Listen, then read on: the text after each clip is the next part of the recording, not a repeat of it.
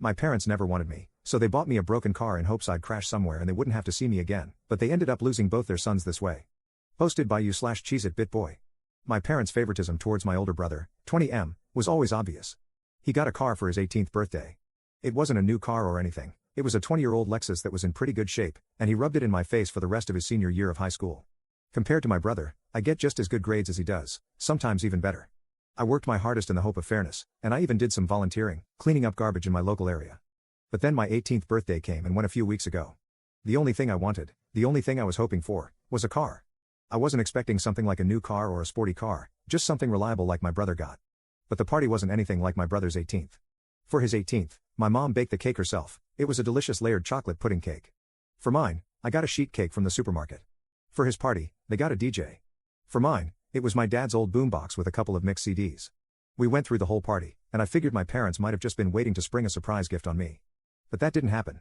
I asked them as things were wrapping up why there was no car when my brother got one, and they said they felt like he'd worked harder for it. I asked what he did that I didn't do because I did all of that and more. My grandma was nearby and heard everything. She then asked them why as well. She ended up lecturing my parents, saying she was extremely disappointed in them for showing favoritism. Then she proceeded to announce to everyone still there that my parents thought it was fine to get their firstborn son a car and a DJ, but not their second. She even pointed out how much harder my parents tried for my brother's 18th birthday than they had for mine. My uncle was the first to stand up and say something, followed by everyone else who hadn't left yet. I ended up just walking away and going to my room to sit and think. I got a few apology calls from relatives, and my grandparents convinced me to go out with them for the evening. But when I got back, my parents were pissed and told me I had shamed them in front of the whole family. I just walked past them because I didn't want to fight. The next few weeks went by with the silent treatment between us. Then, a few days ago, my parents suddenly surprised me with a white 98 Subaru Legacy that runs great. They practically threw the keys and the title in an envelope at me and said to have fun. I got the car, and they're paying for insurance for the next 6 months like they did for my brother. I know a car isn't really a right, but a privilege, so I feel like I've essentially blackmailed my parents into getting me one. Update 5 months later. I've not logged onto this account in roughly 5 months, so now I can tell you all the rest of what happened before college starts. But before that, there are some things I want to address from previous commenters. I literally needed a car because there was no way for me to get a job without one. I had no personal transportation and live over 10 miles from the nearest bus stop. So for those who kept telling me to give the car back because they think I was either too spoiled and should accept that life is unfair, or that I shouldn't take handouts, or that I shouldn't accept gifts from crappy parents, please just stop. My inbox was so crammed full when I logged back on that it took some time to go through it all. It doesn't really matter anyway though. I did get a part-time job that later went full-time for the summer after I graduated. But 3 weeks into working part-time, the Subaru blew the head gasket while on the highway at about 45 miles an hour. The temperature gauge redlined, and I had to pull over and call for help. My grandparents took a look at the car and found that someone had run a lot of gasket sealer in it, and it was still in the coolant. The car was basically band-aided back together before my parents bought it and was then barely hanging on by a thread. It drove great, and I was never pushing the car hard as I'm kind of a slow driver. My parents claimed no prior knowledge of the problem, but their only real reaction was to shrug and say it was karma for making them get me the car in the first place. That was a mistake because my grandparents were right there to witness it, and they tore into my parents like none other. My grandma told me to go wait in my room and let them sort it out. It was 2 hours before I was called back into the living room. My parents were on the couch and looked like they'd been metaphorically hit by a truck. My uncle and 2 other relatives were there now too. My grandparents had gotten it out of them that when they bought the car, they just looked for the cheapest thing they could find close to the area that still ran and bought it, no questions asked. They didn't even bother to inspect the car, let alone properly read the ad for it. My uncle, who knows a thing or two about cars, told me that the engine would basically need to be rebuilt because the head gasket warped the block, and it would cost more than the car is worth to fix it. I had to call into work and tell them I was unable to make it in because my car was fried. They understood and basically put me on a sort of unpaid leave for the moment. Now, I want to point out that I had no involvement in what happened next. My grandparents just told me to chill for a while and let them and my parents take care of this, and they did. A few days later, they came back with a 1999 Honda Civic hatchback with 180,000 miles on it. It was white like my Subaru and drives great. It's not all-wheel drive like the Subaru, but it's great on the road and gets better gas mileage. There was also a list of all recent repairs done to the car, including things like a new radiator. My uncle also went over the car before giving it the okay, and I thanked everyone profusely. My parents, though, were not happy for me at all. They said very little and just walked away. There wasn't even that vibe they had last time of acting like they were giving a new toy to a brat. If I could put it into words, the way they acted was just pure defeat. The Subaru got resold later for $400, as that was the best we could get for it with the blown head gasket. That money was put into my savings. That's only one half of what happened, though. You see, when I said I did better in school than my brother, I wasn't kidding. My brother got a 30% scholarship after he finished high school, while I got a 50% scholarship. Not at the same college, of course, but at one comparably good that was also closer. To say my parents were shocked is an understatement. Of course, they just both looked unhappy as soon as the shock wore off. I decided it wouldn't be a good idea to poke the bear by asking them about it, but my grandma thought otherwise and poked that bear, and I mean really poked it. First, she asked if my parents were happy for me. They claimed they were, but it really didn't show in their attitudes. So my grandparents finally asked what their problem was. Why did they dislike me? Their second son was doing great, even exceeding expectations, and they can't be happy about it? Did they want me to fail? Were they hoping I'd fail? What is the deal? My mother looked really upset, and my father couldn't look me in the eyes. They both meekly said they were happy for me and managed to say they wanted me to take the world by storm when I go to college. They even said they'd help pay some of my tuition as well, just like they are for my brother. My grandparents sharply said that they had better keep their word because there should never have been any favoritism, period. I thanked my parents for their help, received a light, if not limp, handshake from my father, and a very stiff hug from my mother. It all felt so forced. I was and still am extremely thankful for the car and the tuition, but my parents just drained the room of all emotion. I ended up asking if my grandparents knew what it was that made my parents act this way. I asked if I was an accidental pregnancy or something.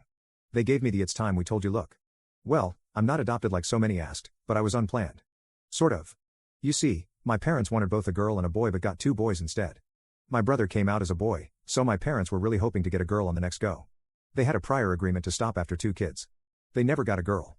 My grandma told me they refused to find out my gender until after I was born.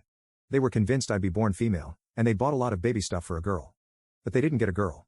My grandma said I ended up using all of my brother's hand-me-downs until I was 3 years old because my parents had bought so much girl stuff in advance that they couldn't use. So, I was just a disappointment to them from the time I was born. My grandparents said they know my parents are screwed up, but they've been this way for so long that there's no point in expecting them to change. Since then, my parents haven't spoken to me much about college. In fact, they ignore the subject as much as they can. Thanks to some of the warnings I got from people who messaged me, making me paranoid, I called the college I've been accepted to and made sure to tell them that if anyone calls or emails pretending to be me, or if my parents call trying to say I'm not coming, they should call me for a double or even triple check if anything like that happens. I mean, I kind of doubt my parents would do that sort of thing, especially after everything that's happened, but I felt like playing it safe was the better option. There was something that I really didn't expect to happen. My brother called me out of the blue to talk. He said our grandparents had called and told him everything. He apologized for what happened in his own way and said he hopes that once I'm on my own, I won't need to come back. He actually admitted to me that when he finishes college, he's going to stay in the state he's in because he likes it there. Our parents really want him to come back when he gets his degree, but it looks like that's not happening. I said I don't blame him, and I may do the same. The rest of the conversation was a bit awkward because we aren't really used to speaking to each other much anymore. My grandparents and the rest of the family held a surprise party for me over the weekend.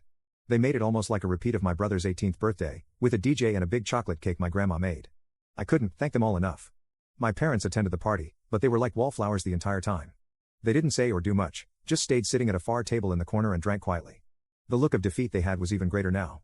I think the party wasn't just to congratulate me, but also to rub it in my parents' faces that they should have done better. The rest of the family has made their disappointment in them clear. They seemed like they wanted to leave the party for a while. I can't say I blame them. They were being humiliated into staying where they were.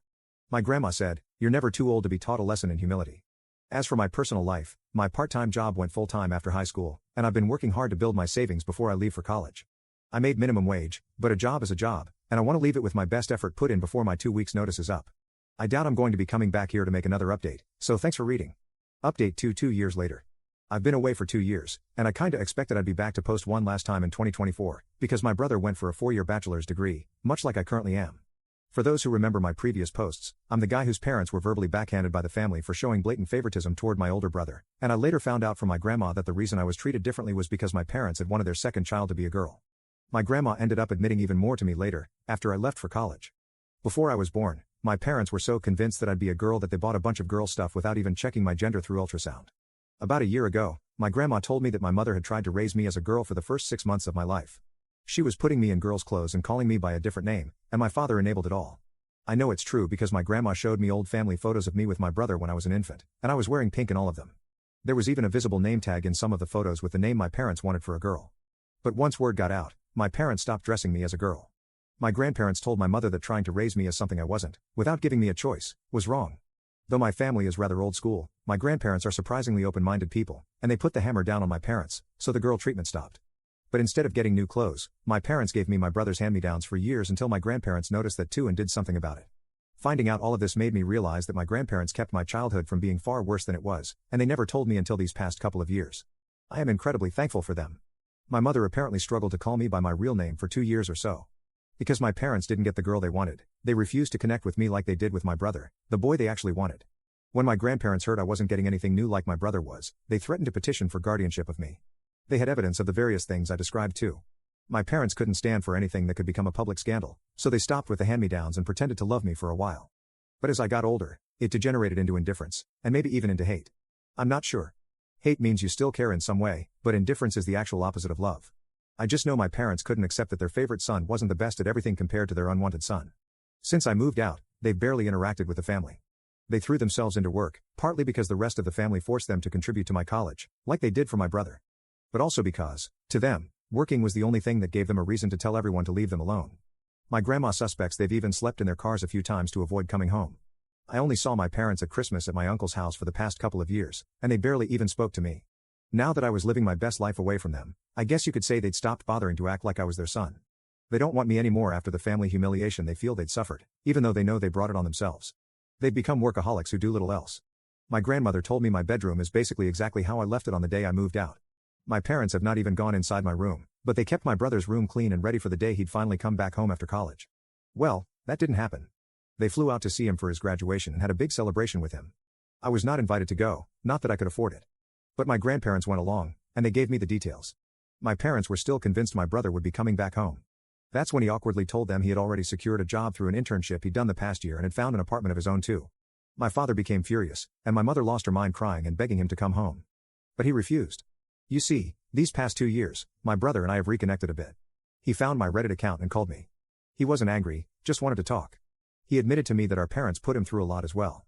Our mother absolutely smothered him, especially when I wasn't around, and our father was quite strict with his expectations. The fact that I did better than my brother when our parents had invested everything into him just broke them. Now they're extra broken because my brother refused to come home with them. The way our parents treated my brother is also the reason we stopped connecting as siblings until these past couple of years. He did bully me at times when we were growing up, but that's because being the favorite went to his head. However, it was favoritism with strings attached, and when he realized that, he got counseling after moving out. My brother also has a girlfriend he met while in college, and he kept her a secret because he knew our parents wouldn't approve. When they eventually found out, they didn't approve, and my mother even referred to his girlfriend, whom she hadn't even met, as a SLT. My brother blew up at them over that. His girlfriend is in nursing school and a year from graduation herself. My brother says she's the best. I've never met her, but she sounds wonderful from how he's described her. My grandma told me my mother went so far as to hire a private investigator to find out who my brother's girlfriend was. She was irritated to learn that the girlfriend was squeaky clean and from a good family on the same side politically too. In her mind, the girlfriend was the reason my brother wasn't coming back, even though he made it clear he decided that before even meeting her. My father had become stoically silent about it, from what I heard. However, my mother let it slip to my brother that she'd hired a detective, and my brother gave our parents a piece of his mind. This led to a whole argument about how they gave him everything and how he was ungrateful for not coming back. But he called them out, saying that being the favored child is abuse too because they nearly made him like them. Hearing that broke my parents. My brother told our grandparents, and they staged another family intervention, one I was even involved in through a video call. My parents tried to ignore me, but even my brother told them to talk to me. We all told them enough was enough. They have 2 sons, and they needed to start treating us fairly. They had let something as idiotic as not being born the gender they wanted ruin their love for me from day one. Pardon my language on this next part. My father hit his breaking point and yelled, "You want us to admit we effed up?" Well yeah, we did. What do you want us to effing do? Effing time travel? We're paying for part of his effing college too. What more does he effing want from us? Things ended very poorly in that intervention. My mother cried and said she was sorry to me, but I still didn't feel her heart was in it. She didn't spend much time apologizing to me at all before moving on to my brother through the phone he was video calling from. She spent a long time crying and apologizing to him until he told her to go back and actually apologize to me like she meant it. That's when my father grabbed the phone and shut it off. Then he just sat down and told everyone to leave. The last thing my grandparents said to my parents was that they were so disappointed in them, and that maybe losing both sons would show them they should never have favored one. Right now, my parents are not on speaking terms with the rest of the family. My grandma heard a rumor they might be planning to move, but they have a paid-off country house and great careers. I feel like they'd be fools to move, but since my brother isn't going back and I'm likely not either, I suppose it's not really an issue. I kind of doubt they'd welcome me if I came to visit after all the crap that went down. I am still thankful to them for helping pay for my college. My student loans were significantly reduced, thanks to them. But as parents, I think we can all agree they just didn't do a good job.